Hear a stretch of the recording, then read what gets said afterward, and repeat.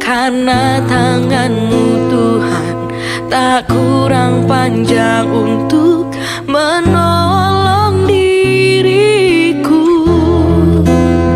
Segala yang ku pinta dengan iman, ku bersyukur atasnya senantiasa. Sebab ku pasti menerima keajaiban di dalam kuasa doa.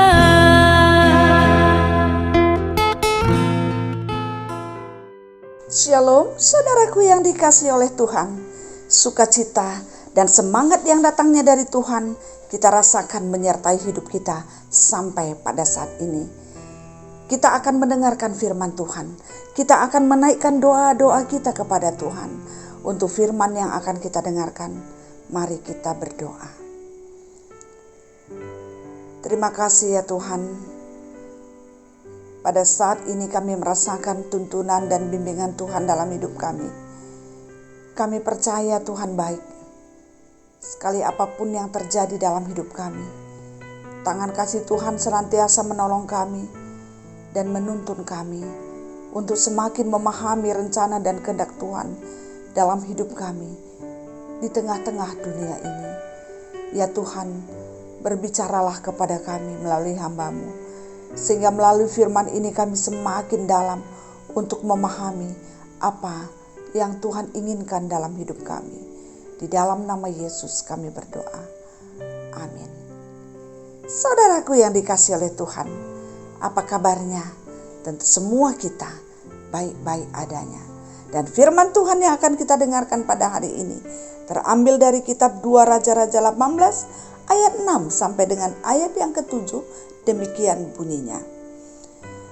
Ia berpaut kepada Tuhan, tidak menyimpang daripada mengikut Dia, dan ia berpegang pada perintah-perintah Tuhan yang telah diperintahkannya kepada Musa.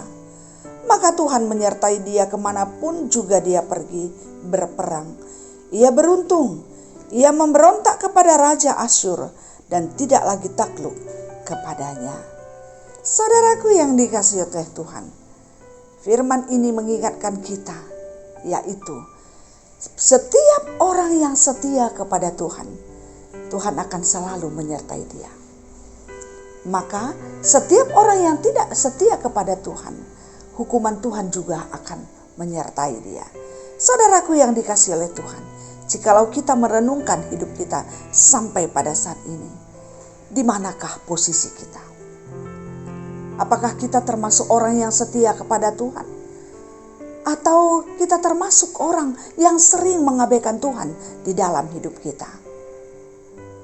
Belajar dari pengalaman bangsa Israel. Banyak raja-raja bangsa Israel, semuanya hampir tidak mengingat Tuhan dan tidak setia kepada Tuhan. Dia menjadi raja, yang dia lakukan adalah menolak Tuhan, mengabaikan Tuhan, dan juga menyembah allah-allah lain. Sehingga apa yang terjadi? Sekalipun mereka sebagai raja, tapi dia mendapatkan penderitaan, kesulitan, terlebih-lebih hukuman yang datangnya dari Tuhan. Namun kita belajar dari seorang raja yang bernama Hizkia. Raja Hizkia, ia terpaut kepada Tuhan. Artinya hatinya terpaut, hatinya menyatu, hatinya terikat kepada Tuhan. Sehingga ia hidup tidak menyimpang daripada mengikut Tuhan. Dia berpegang pada perintah-perintah Tuhan yang sudah disampaikan oleh Tuhan melalui Musa. Dia terpaut, artinya bahwa hatinya menyatu kepada Tuhan. Demikianlah hendaknya hidup kita. Kita diajak bagaimana kalau kita mau sungguh-sungguh setia kepada Tuhan. Kalau kita memang menjadi orang yang taat kepada Tuhan, kita tidak boleh melepaskan hati kita. Karena hati kita akan mengendalikan seluruh hidup kita. Perkataan kita, perbuatan kita. hati akan mengendalikannya. Jadi yang penting adalah bagaimana hati kita terpaut kepada Tuhan. Maka ketika hati kita benar-benar terpaut kepada Tuhan, kita akan setia melakukan kehendak-Nya. Melakukan kehendak-Nya bukan lagi menjadi beban, tapi melakukan kehendak-Nya itu menjadi sukacita dan kebahagiaan.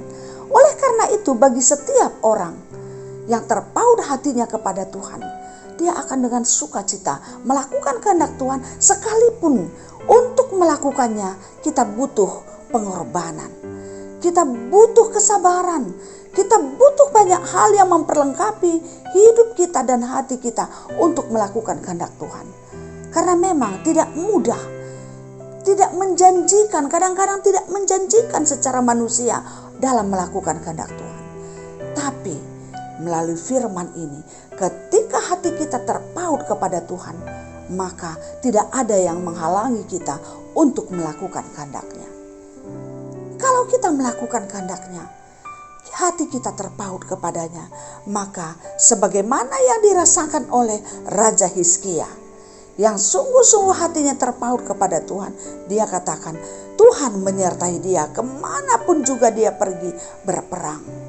Saudaraku yang dikasih oleh Tuhan, kemanapun dia pergi berperang, Tuhan menyertai dia. Artinya apa? Dia selalu di pihak yang menang. Banyak peperangan yang harus dia hadapi, raja-raja yang ada di sekitarnya yang harus dia hadapi.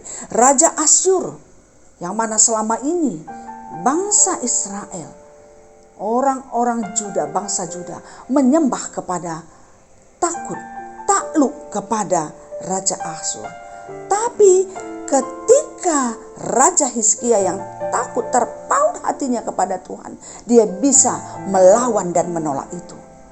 Karena sebelumnya raja-raja takut kepadanya dan tunduk kepadanya. Tapi pada saat Raja Hizkia menjadi raja, itu tidak ada lagi. Karena apa? Dia selalu dimenangkan. Saudaraku yang dikasih oleh Tuhan, dalam hidup kita juga sekarang banyak sekali peperangan.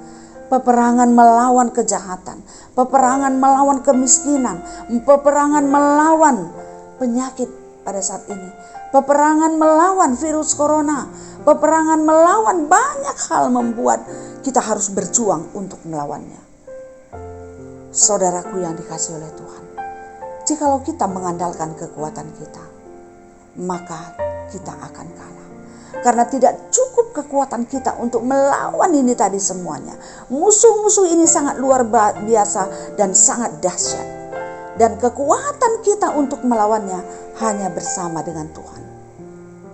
Karena jikalau Tuhan yang ada di depan kita untuk melawan semuanya, tidak ada yang mustahil, semuanya akan dikalahkan. Apapun yang terjadi dalam hidup kita, kita tidak akan dikalahkan oleh semua pergumulan dan persoalan itu. Kita berperang melawan berbagai penderitaan dalam hidup kita. Kita harus tetap berdiri tegak, memegang teguh Tuhan yang mengasihi kita. Maka kita akan selalu di pihak yang menang. Oleh karena itu saudaraku yang dikasih oleh Tuhan, ingatlah bahwa sekarang kita sedang berperang. Ketahuilah peperangan yang dahsyat sedang ada di depan kita. Dan ada dalam diri kita. Dan ada di sekeliling kita pada saat ini. Peperangan melawan dosa. Peperangan melawan kekhawatiran. Peperangan melawan ketakutan. Tapi pada hari ini, puji Tuhan, dimuliakanlah Tuhan dalam hidup kita. Karena Tuhan sudah katakan, bersama dengan Tuhan, kita akan menang melawan semua musuh-musuh kita. Oleh karena itu, selidikilah hati kita. Apakah hati kita masih terpaut kepadanya? Ketika hati kita terpaut kepadanya, tidak ada yang bisa mengalahkan kita. Maka kita akan menjadi pemenang. Hidup berkenan di hadapan Allah. Dan hidup kita akan tenang. Sekalipun banyak tantangan, tapi dengan cara Tuhan, Dia akan menjaga hati kita. Sehingga kita akan mampu menghadapi dan melewati semua situasi yang sulit ini. Tuhan memberkati kita. Amin. Kita berdoa. Terima kasih untuk firman yang sudah kami dengarkan ya Tuhan. Kami bersyukur kami boleh belajar melalui Raja Hizkia. Sebagai salah seorang raja yang ada di tengah-tengah bangsa Juda yang setia kepada Tuhan. Banyak raja yang sebelum dan sesudahnya yang selalu meninggalkan Tuhan, melawan Tuhan. Tapi Raja Hizkia hatinya terpaut kepada Tuhan, sehingga bersama dengan Tuhan dia melawan, dia bisa berperang dan memperoleh kemenangan. Dia tidak takut dengan musuh bagaimanapun bentuknya, bangsa apapun itu. Ya Tuhan, kami juga menyadari pada saat ini juga kami mempunyai banyak sekali musuh, yaitu perasaan yang kecewa. Banyak musuh ketakutan kami, ketakutan karena penyakit, ketakutan karena kemiskinan, ketakutan karena berbagai hal yang membuat terkadang kami tidak tenang dalam hidup ini. Ya Tuhan, kami percaya jikalau hati kami terpaut kepada Tuhan, Tuhan akan menyertai kami. Kami akan mampu melewati semua pergumulan hidup yang ada sekarang. Ya Tuhan, mampukan kami untuk selalu mengingat Tuhan di dalam hidup kami. Inilah doa kami. Dan pada saat ini juga kami menaikkan syafaat kami untuk semua kami, keluarga-keluarga kami. Berkati anak-anak kami Tuhan, berikan kesehatan kepada kami ya Tuhan.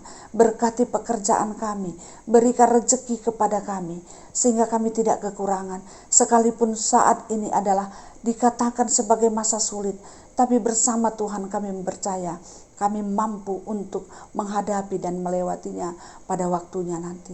Karena kami percaya firman Tuhan mengatakan segala sesuatu indah pada waktunya. Kami tahu ya Tuhan bahwa di depan sudah ada keindahan itu yang Tuhan sudah siapkan bagi kami semua. Oleh karena itu ajar kami Tuhan untuk mampu melewatinya dan hidup di dalam keindahan yang Tuhan sudah siapkan bagi kami.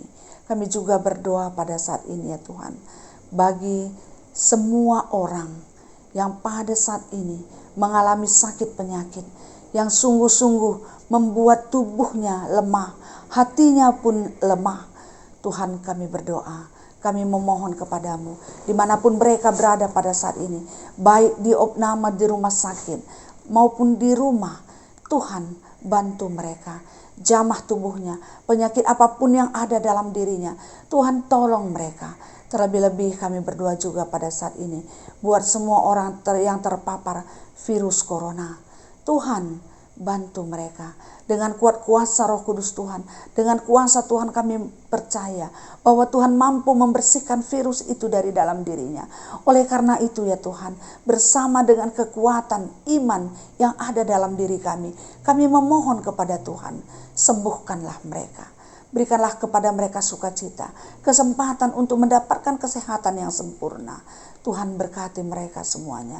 Terkhusus kami berdoa untuk hamba-hamba Tuhan yang pada saat ini terpapar virus corona. Tuhan tolong mereka, Tuhan berkati mereka. Tuhan berikan kesembuhan, ketenangan juga kepada seluruh keluarga. Tuhan memberkatinya, berikan ketenangan dan pengharapan yang sungguh-sungguh kepada Tuhan.